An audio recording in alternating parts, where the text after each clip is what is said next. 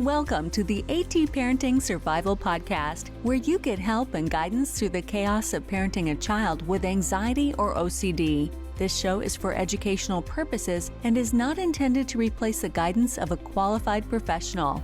Here's your host, child therapist, Natasha Daniels. Well, hello there, and welcome to another AT Parenting Survival Podcast. Today is Christmas Eve for many of you, and for most of you, it is Christmas break, depending on where you live in the world. Or, well, you've been on Christmas break, but you're about to have a few more weeks. And that can be challenging in some ways for our kids with anxiety or OCD.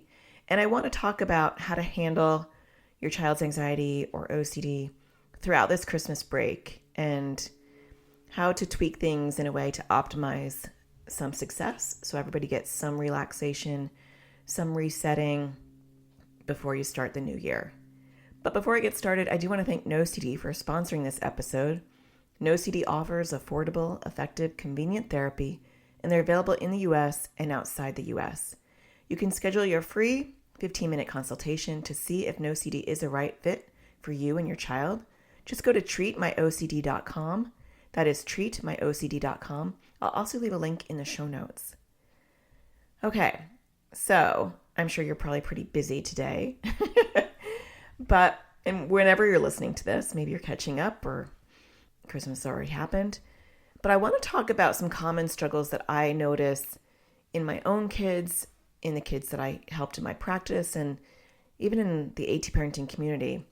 These are really common struggles that a lot of our kids with anxiety or OCD have. Some of them are things that kids in general struggle with, but the volume is higher when it comes to our kids.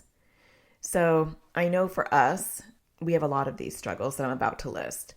So I want to dive into the struggles, and then after the break, I'm going to talk about some concrete ways that you can, just set things up for success. Remember, we don't have full control over our kids' emotions and struggles.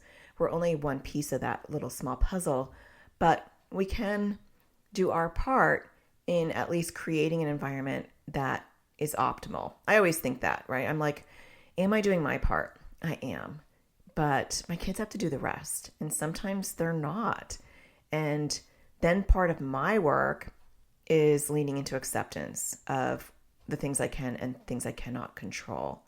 And I think that that is an ongoing theme in my world, and that might be an ongoing theme in your world too, is I'm going to do the things that I need to do and then let go of expectation that what I'm doing is going to be the panacea that will knock things out of the park, because I could be doing everything right and my child may still be struggling.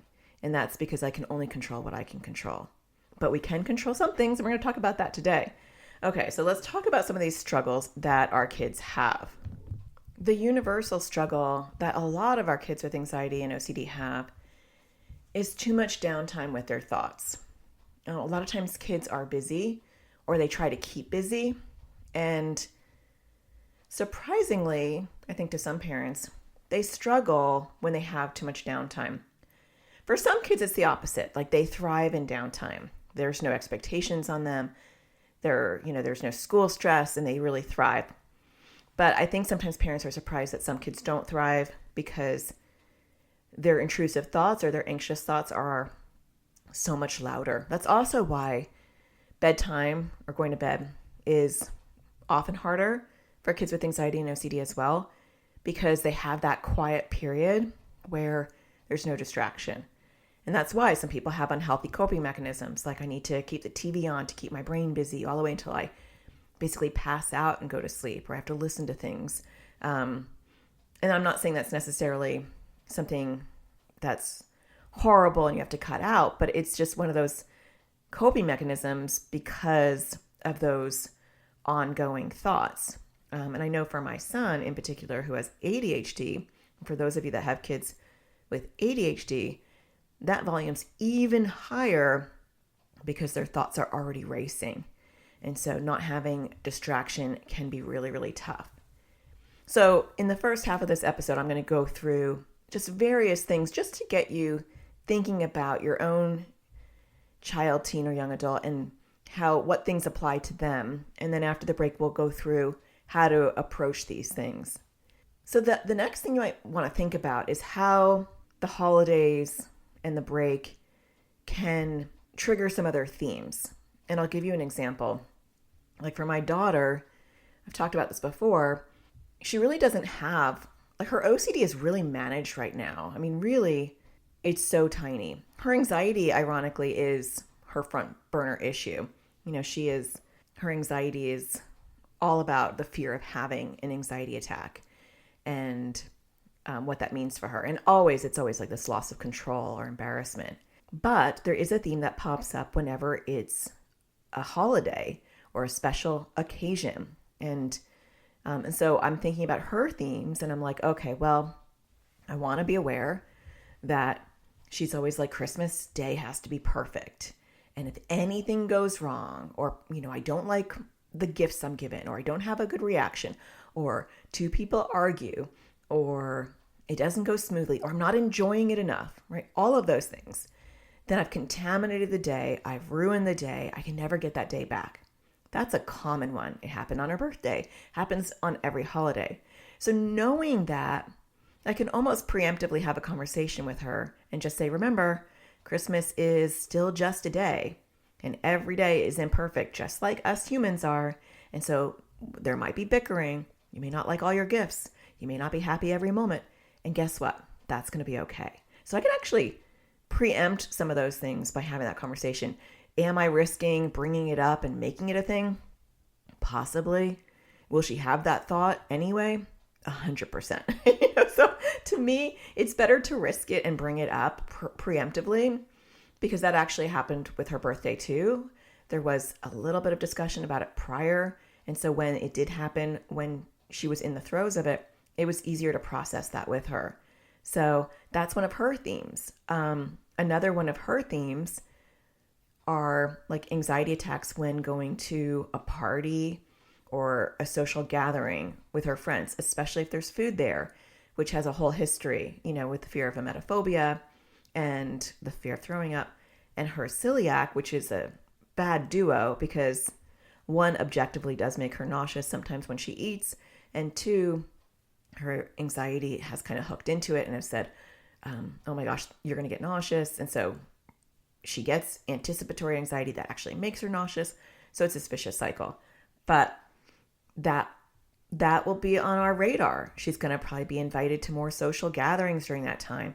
So more opportunities for anxiety attacks, more struggles. So knowing that is going to be helpful. And we'll talk about what we do with this information after the break. Another struggle is the lack of routine. And so I know, especially for my daughter, I'm going to use my kids as an example, but think of your kids as I'm talking. Think of you too, because some of this relates to us. Like, this isn't just a kid thing. When you're out of routine, and my daughter and I are so similar. Like, it's so weird. Like, me and both my daughters are so similar in this particular issue. When we feel like we're not doing something productive, this is a real anxiety thing, to be honest. We feel bad. And so, like, if I'm lounging around and just watching Netflix all day, I start to feel gross by the end of the day. Like, I can't be in my pajamas all day. It makes me feel gross. And some people love that. And there's no judgment on that. And that's my own history of like my dad having bipolar and, being in bed all day, so like for me, it feels really unproductive. But that's bad as well, because then I don't relax. And so I've had to have conversations with my younger daughter who's like, I didn't do anything today. And I'm like, well, it's the weekend. What are you supposed to do? And she's like, I didn't do anything productive. And I'll be like, well, what are you supposed to do that's productive? And so we've had conversations about that. Like, what does that look like?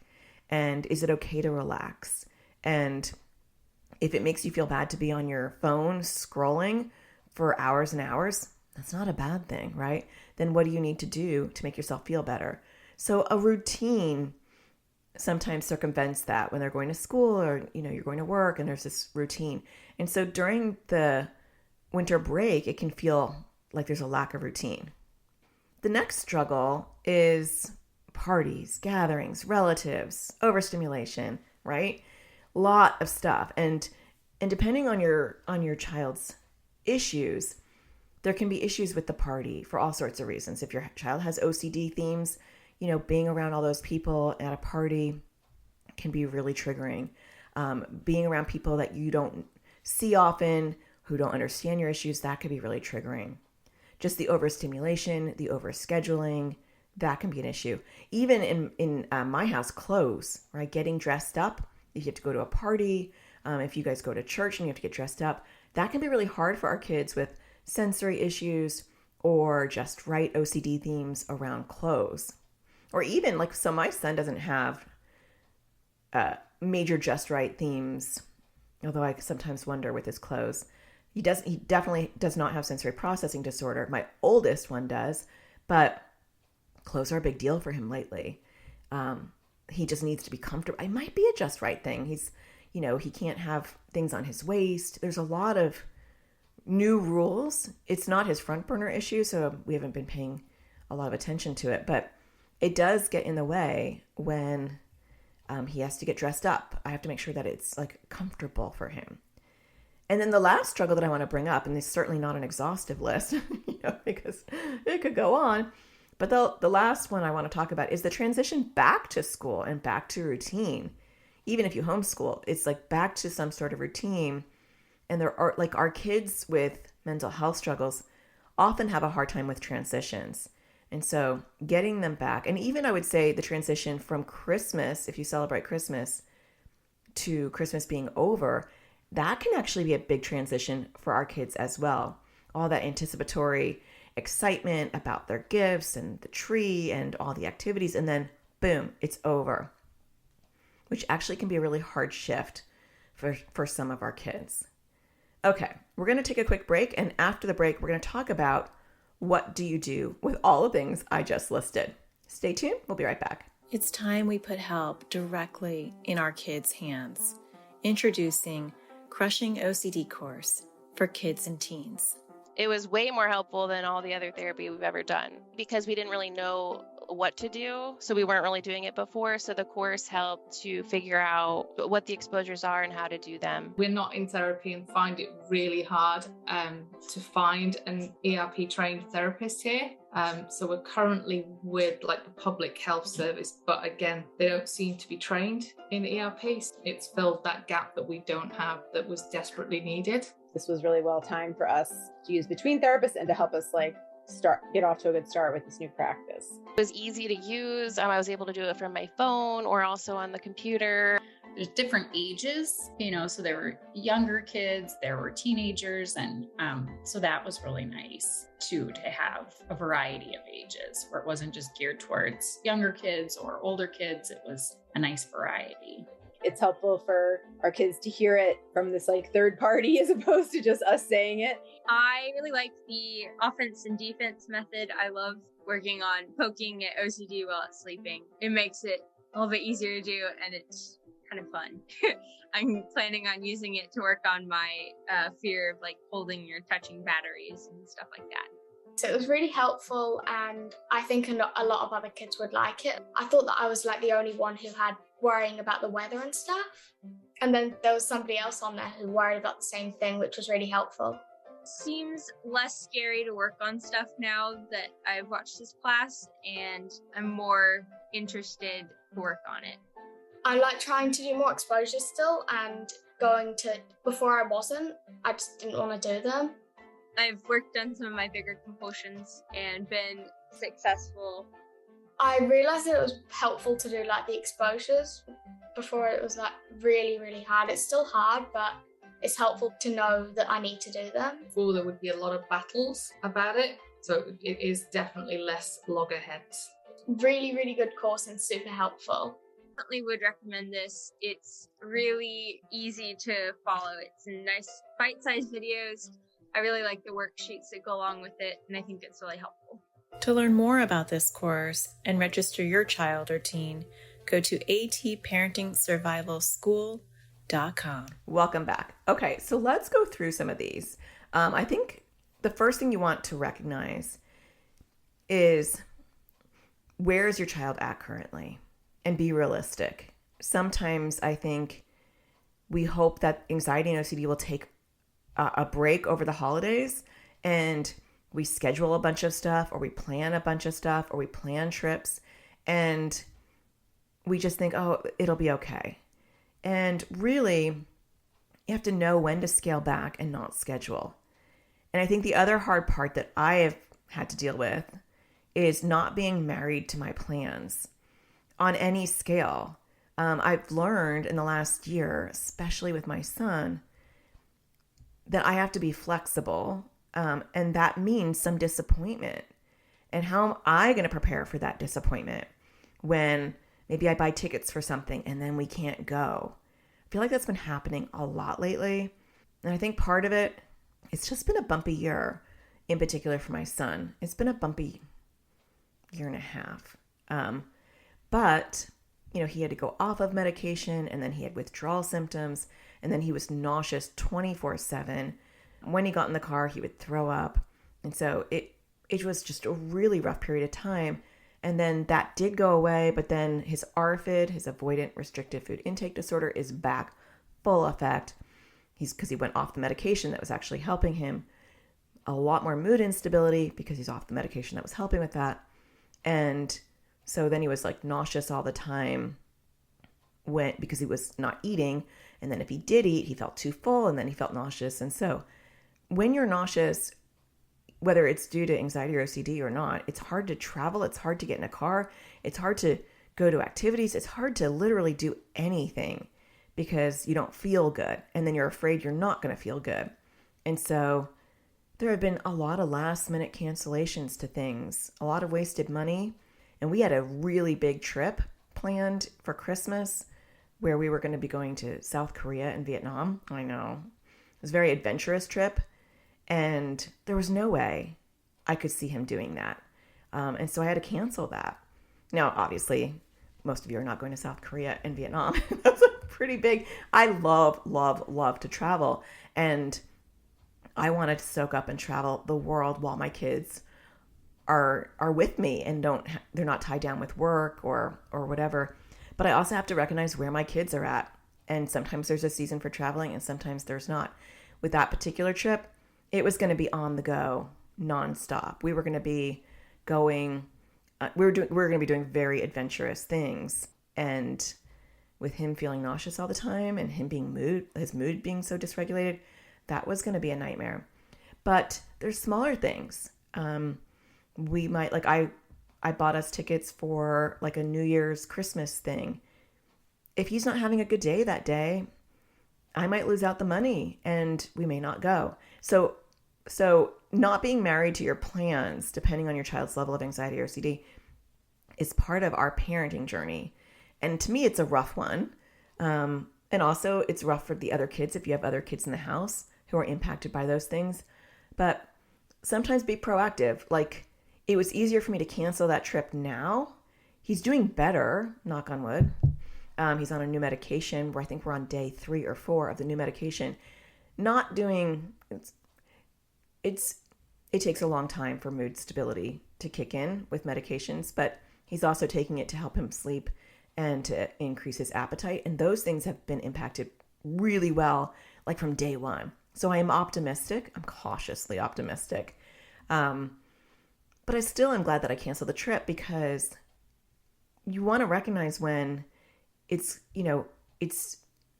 time to scale back on whatever level. That's big level, right? That's really big level. But I'm talking about like maybe having a party at your house. Maybe that's too much for your kids, or, saying that your kids are going to go to a party that they don't need to go to. But being flexible is important. The other thing is having a routine though at home. And so having some sort of structure can be really helpful. And structure could mean anything. It might mean that in your mind you have a time where your kids are going to wake up. I know for me, because my kids have sleep issues and I know the circadian rhythm, it's really important with the circadian rhythm to have somewhat of a routine with your sleep, even on weekends or vacation. And so I don't want my kids sleeping past typically 12. Sometimes with my son, because he's on new medication and it's making him tired, 1 o'clock on the weekend, if it's Saturday. But if it's Sunday, getting him ready to go back to like the school sleep cycle, I wouldn't let him sleep till 1. I just wake him up. And going to bed, there's still a bedtime at my house, even though they're 13 and 15, because with anxiety and OCD, sleep is so important. It gets disrupted already because of anxiety and OCD. And if we allow them to just have free reign over when they go to bed and when they wake up, they're not gonna pick good sleep hygiene. They're gonna wind up going to bed super, super late. And this has been a struggle with my son. Like, I've had to give him a little bit of freedom and then take the freedom back, and give him a little bit of freedom, take the freedom back. We're at the point now where all of his devices automatically shut down at 11. And so I'm trying to look at the app that I use for that. I use Aura. That's maybe not the app I use. Let me find it for you. Hold on a second. Yeah, it is Aura. I just looked it up. It's AURA. Anyway, it is a parental control thing. And so his devices turn off at 11. So there's no tug of war. It's like your iPad just won't work after 11. Your phone won't work. His computer is not attached to that because that program doesn't work with computers. And so his computer comes downstairs and it gets locked in my bedroom. He had a TV in his room. Lately, I was like, I bought it so that he can listen to like meditation music. That was stupid of me. It was getting abused. And then now the TV is not in his room over the past month. And so for me, I do believe like give your kids some freedom, especially at that age. And then they couldn't handle it. And that's how I frame it to him. It looks like you're not ready for this kind of freedom yet. It looks like it's hard for you to regulate when to turn the TV off and when to turn it on. And so I'm going to have to take that out now. And then giving them freedom back again, not like the next week, but maybe like 6 months later when like maybe his frontal lobe has developed a little bit more, we shall see. But I think having some sleep structure to your day can be really helpful. The other thing that we do is I do have a whiteboard in my kitchen. We actually started doing this after my husband passed away about 4 years ago. And we all felt very unanchored and not grounded. And my brain was so foggy that I'd forget to pick the kids up if it wasn't written down. But we've maintained that since then. And I always write a schedule on the board. And, obviously during the school week, it's very busy. My son's doing online schooling. And so his Zooms are listed on there. And my daughter's out after school activities. And even I write my activities, like I'm doing a Zoom this hour, or I'm going out to eat with a friend this hour. So they can see the whole schedule. Everybody knows what we're all doing. But during breaks, I still write things on there. And I try to have one outing a day. It doesn't have to be a big, expensive outing, but that we're going to do a family walk. We actually never do that, but that would be a great thing for this Christmas. My son and I have actually started walking the last few days, but having something that kind of anchors the day can be really, really helpful. So keeping a loose schedule can be really important. Other things to consider is, like I said, I had a preemptive conversation with my daughter around her birthday. I'll have one for Christmas. So having a conversation about being in touch with what things do you think are going to be a little bit tricky with your anxiety or OCD over your break? Like, sit down and have a proactive conversation. You're not planting ideas. You're being proactive and being open. So I think sometimes we have this mentality, and sometimes it's accurate, of I don't want to bring it up because if I bring it up, maybe they weren't thinking about it and now they're going to think about it. But I take a rather aggressive approach to anxiety or OCD where I rather address it and not walk on eggshells around anxiety or OCD. Unless, there's a caveat to this, like unless my daughter is in the middle of being triggered, then we've already had a discussion in the past about how it's not helpful for me to be like, are you okay? Are you anxious? And the more I talk about it, when she's in kind of an anxiety attack mode, the worse it gets for her. So she would like me to pretend like that's not happening. That's our agreement. And so that's something that we've planned and that's purposeful. But I do think bringing up, just touching base and saying, are there any things that you think are, what would be the hardest part while you have your break around your anxiety or OCD? You might be surprised by their answer. And it gives you some, like a runway to maybe work on those things before they become a full-blown issue. So some other things to explore is if your child's going to be exposed to relatives they aren't normally exposed to or friends they're not normally exposed to, it might be worth having a conversation with your relative about some of your struggles. Or maybe ask your child, grandma's coming to stay with us. Is it okay if I kind of touch on a little bit of your OCD issues? Because she's going to be at our house and she might notice these things and I don't want it to make it awkward for you. And I want her to know why we're doing these things.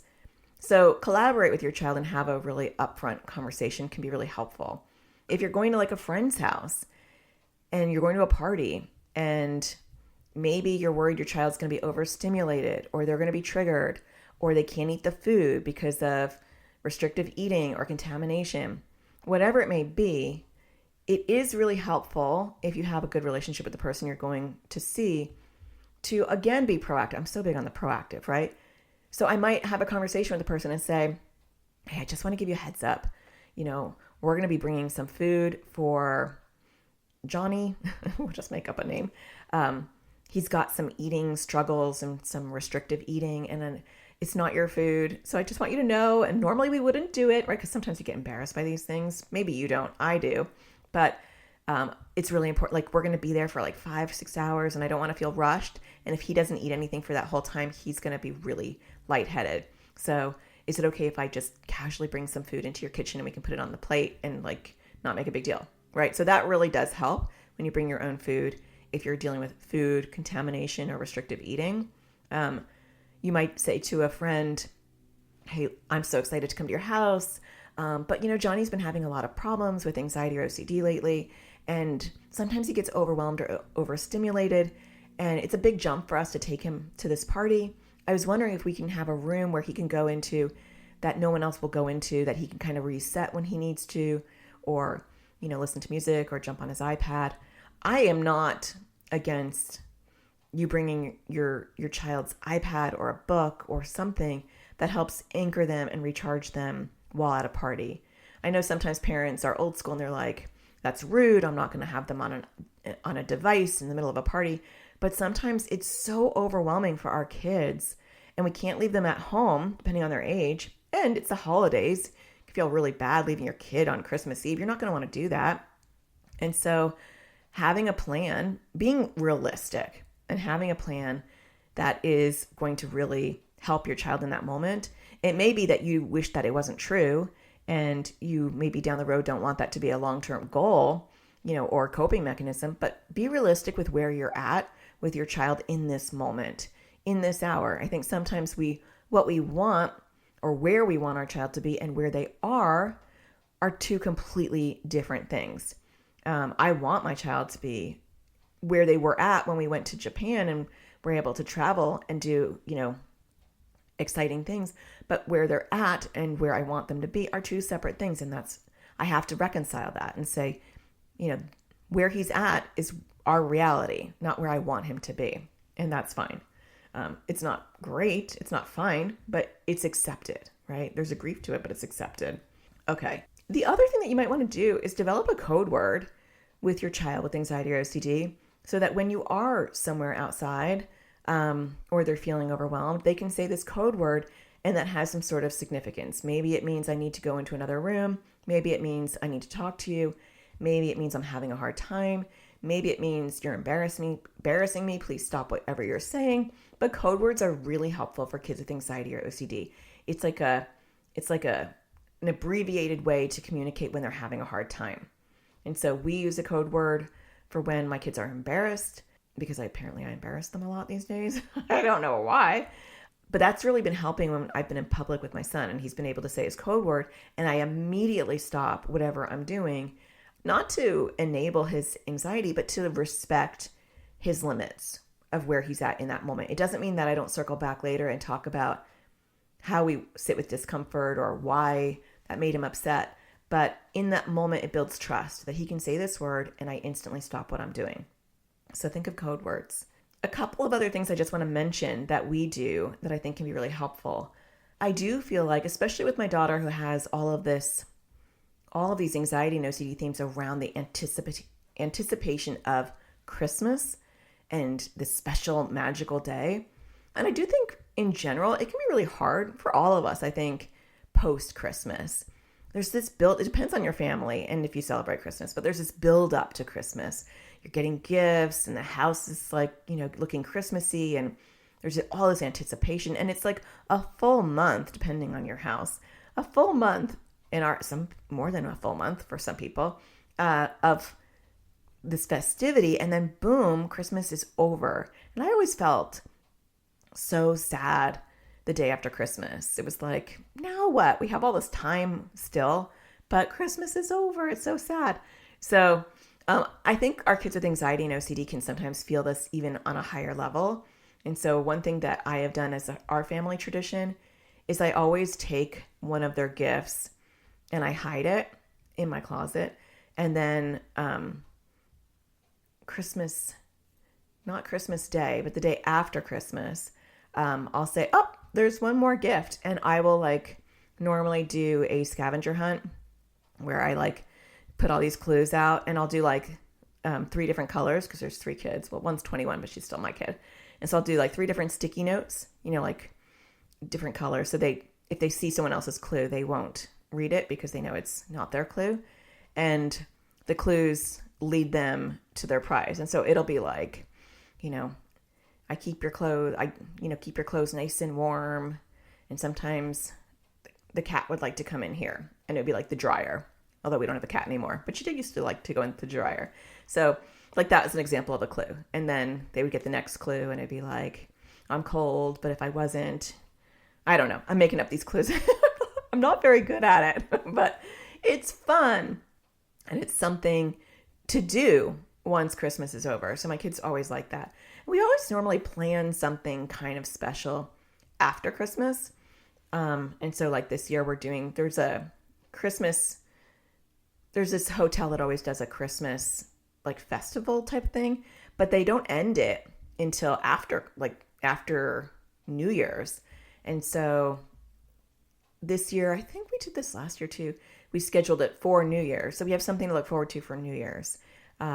So finding some fun things to do, like a family hike or something that they can anticipate after Christmas, can be really helpful.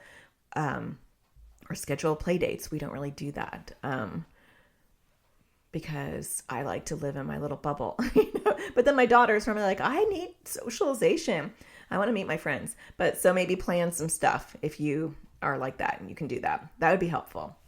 The last thing I want to mention is get back into routine a few days prior to school starting. Regardless of whether you homeschool or not, getting them back into that routine.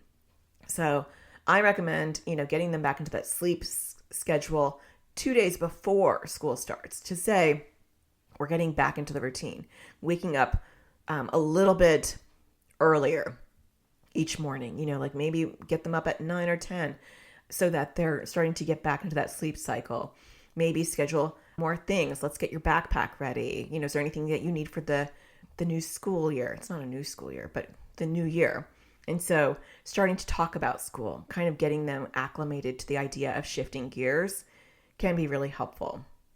So I hope that helps a little bit. I know that in general, I love when the kids go on break because it's less stuff I have to remember. I don't have to remember to, I don't have a lot to remember anymore because my daughter takes the bus, but I don't have to get them to bed early or wake them up or make sure that they're getting everything or doing their work, or, it is a little bit of a break for me as well. And so in general, I do love it. We normally travel a lot during the break, so that's going to be sad for me.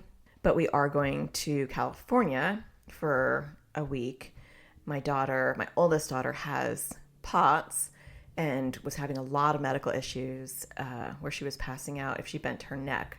So really severe. And so we have to go to LA to take her to a functional doctor that we found. And so we're like, well, we'll just make that a trip, and because she's only going to do a couple of tests over a 3-day period or 4-day period, but then we have to come back. So I was like, let's just do a whole week in LA, and we'll rent a beach house, and we'll just be by the water, and then we'll tour some studios. That will be fun. And then we'll have it very low key. And I was like, my son can totally handle that. He's not going to be on the go. we have a safe place to stay, like where he can just like veg and relax. And it'll probably be good for him to get some sea air and be in the ocean. And so that's something to look forward to for us. So I am looking forward to Christmas, but I know that we're going to have ups and downs. And I know that not everything will be perfect, and there'll be like mood dysregulation. There'll be restrictive food issues. There'll be my daughter worrying that things are getting ruined and, anxiety attacks for parties. And so I'm not expecting it to be perfect. And that's my message for you as well, is recognize that just because it's the holidays doesn't mean anxiety or OCD take a break, but that we can still find the sparkle in the moments, in those moments, that those moments aren't ruined though. Those like cherished moments where things are just beautiful in that moment, or I don't know, connection's really important. So I hope that you have a fantastic Christmas if you celebrate, or a fantastic holiday break, or just a break in general. And I hope that you are enjoying this podcast. If you are enjoying the podcast, don't forget to hit a star and rate it. I really appreciate that. I always like to end my podcast reading one of them if somebody left one.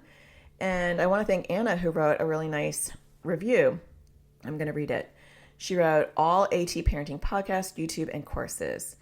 We were referred to a YouTube video by Natasha Daniels about how to help children sleep better with OCD and anxiety by our UK CBT ERP therapist a few months ago. We've watched the video with our daughter 3 times, and since then, she had slept so much better. I'm so glad to hear that. Her fears were rationalized by the video. Secondly, when our daughter's OCD spiraled out of control in September and her therapist was full, we turned to Natasha's online courses, how to crush OCD for kids and teens, and how to help your kids and teens crush OCD. This has been a turning point for us. I'm now consuming as much of Natasha's content as possible, so we have the information to help our daughter live a more normal and put joy back in her life. This episode I've heard twice, and it's been really invaluable in helping us realize how to help her self-esteem, which was at an all-time low. I think we're dealing with ADHD and OCD, and so hearing how Natasha helps her son firsthand is just the advice we needed to start boosting our daughter's self-esteem. So far, it's really working, and what we wouldn't have tried, we considered allowing her to sell jewelry or have a YouTube channel of her own, with some parameters and safety restrictions, would be a negative effect, but so far, it's the reverse.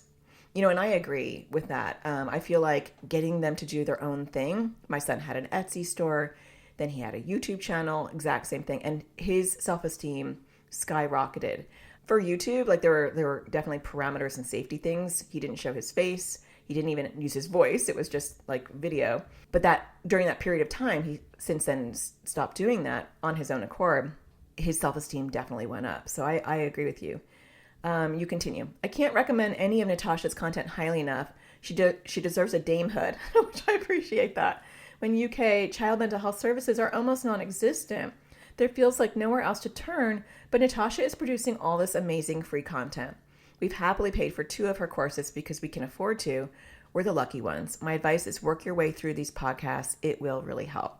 Well, I appreciate that, Anna. Thanks for taking the time to write such a thorough review. I really appreciate that. And I love that my resources are helping you and your family. So if any of you write a review, maybe I'll be reading your review next time. Don't forget to find the sparkle in everything you do. And I'll talk to you again next Tuesday. Take care. Thank you for listening to the AT Parenting Survival Podcast. To get additional support raising a child with anxiety or OCD, visit Natasha's online school of on-demand classes at atparentingsurvivalschool.com.